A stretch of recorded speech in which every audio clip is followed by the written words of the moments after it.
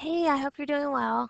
Um, I got your four problems, and so I'm just going to work these four problems out. And I'm probably going to show you a different way than what the instructor has shown you, but it seems to work out best for my students. And so, anyway, hopefully this will maybe at least jog your memory.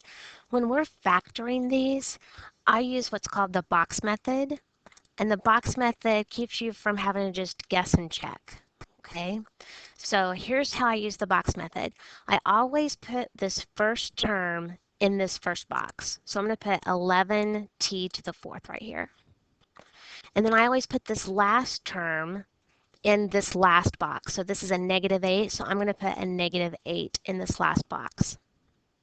And so now the next step is we're always going to multiply these two numbers together. So I have negative 88t to the fourth when I multiply 11 and negative 8. So now here's what I need. I need factors of negative 88t to the fourth that will give me this middle number of a negative 18t squared. So I need two numbers that when I multiply them together, I'm going to get a negative 18. So like the first things I thought of was 11 and 8. Okay, but whenever I subtract these, and this sign right here tells us that these two numbers I will subtract to get my middle term. If this were a plus sign right here, I would add these two numbers to get this middle term.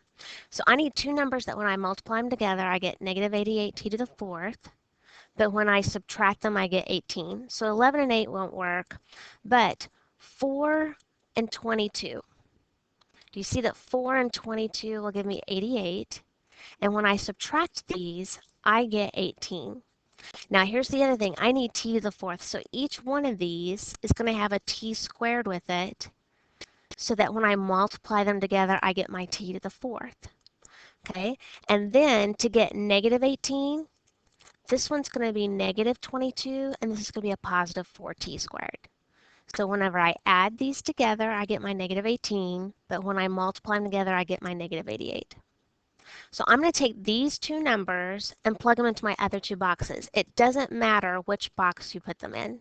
So I'm going to put 4t squared and a negative 22t squared.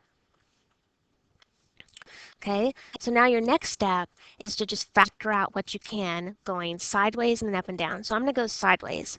What does 4t squared and negative 8 have in common? Well, I can factor out a 4. Going this way, I can factor out an 11t squared because they both have an 11 and a t squared in common. Now I'm going to do the same thing, but I'm going up and down. 11t to the fourth and 4t squared, the only thing they have in common is a t squared. And then going up and down this way, the only thing they have in common is a negative because they each are negative. And then I can take out a 4. No, not a 4 because 4 won't go into both of them. It's a 2 because each one of these can be divided by 2.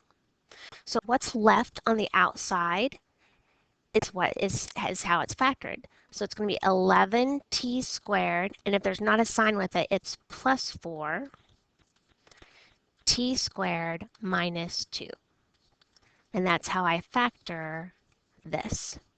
And then we can always check our answer by foiling it out and make sure we get the same thing that we start off with. So that's how you can check that answer.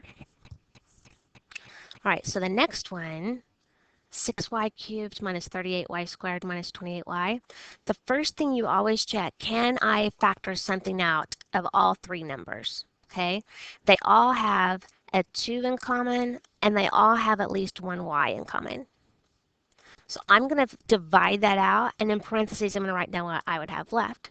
So 2y, when I divide 2 out of 6, that's going to give me 3y squared, because I took one of those y's out, minus 38 divided by 2 is going to give me 19, and I'll have a y left because I took one out, minus 28 divided by 2 is going to be 14.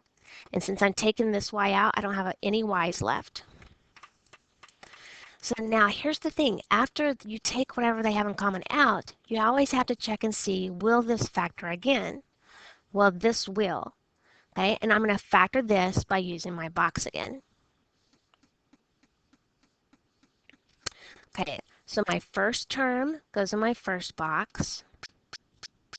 My last term goes in my last box.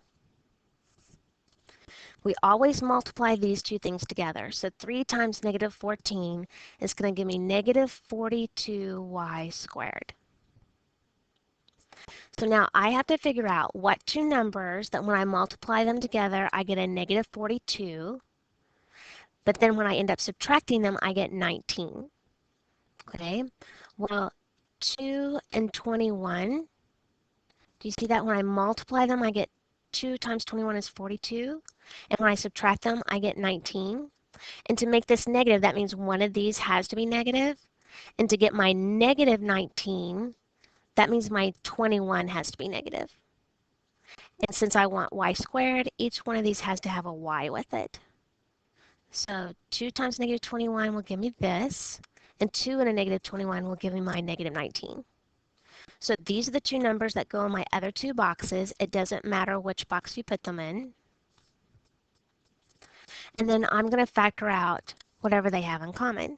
So going left and right, between 2y and negative 14, they have a 2 in common. This row has a 3y in common.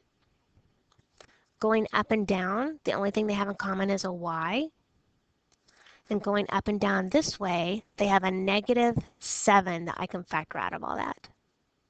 So what's on the outside is what's going to go in your parentheses. I still have this 2y over here, so I'm going to bring my 2y down. And then I'm going to write my 3y plus 2, and then my y minus 7. And that's your answer. And again, if you FOILed all this out, you should get what you started off with. And then the third one, okay, we always check and see, can I factor something out, but they don't have any numbers in common, so I'm going to use my box. My first term goes here, 3t to the fourth. My last term goes here, negative 125. We always multiply those together, so negative 125 times 3 is negative 375t to the fourth. So I'm looking for two numbers that when I multiply them together, I get 375, but when I subtract them, I get 10. So you might have to kind of play around with it a little bit. I ended up with 25 and 15. When I multiply these two things together, I get 375, and when I subtract them, I get 10. Since this needs to be negative, I know one of these needs to be negative, and to get my negative 10, that means my 25 has to be negative. And since it's t to the fourth, each one of these needs a t squared with it. So now these two numbers will go in my other two boxes, so negative 25t squared and a positive 15t squared. So now we're going to factor out what they have in common. So going left and right, I can factor out a negative 25. Going this way, I can factor out, what, a 3t squared. Going up and down, 3 and 25 don't have anything in common, so I can just take out a t squared.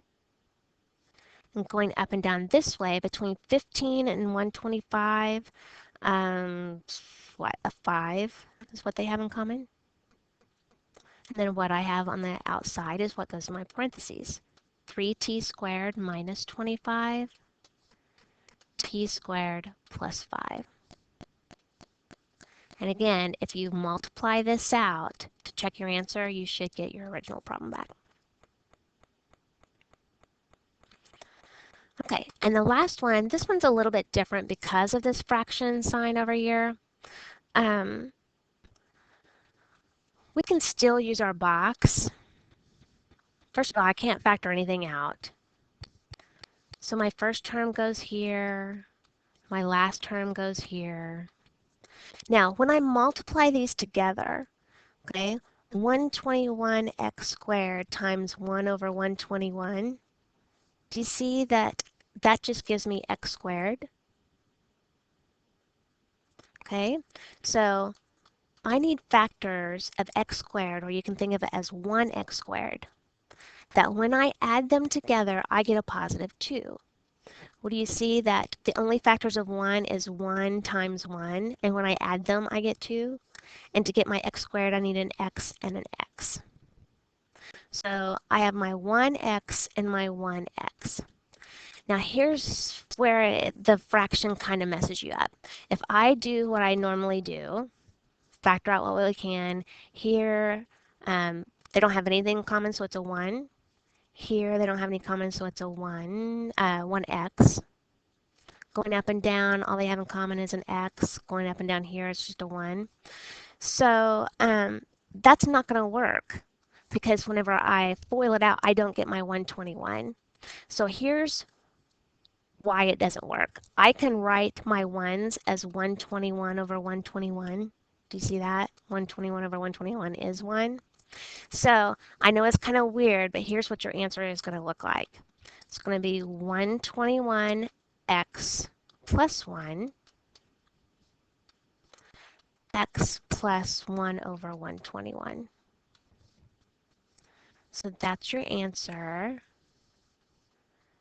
Okay, and then when we FOIL it out, right, I do get what I start off with. So this one's kind of weird. The box kind of works, but the box should work on any other ones unless you have a fraction like this. So if you have any more like that and you need any help, just let me know. So I hope this helps a little bit. Good luck, and I hope your surgery goes well tomorrow. I'll be thinking about you.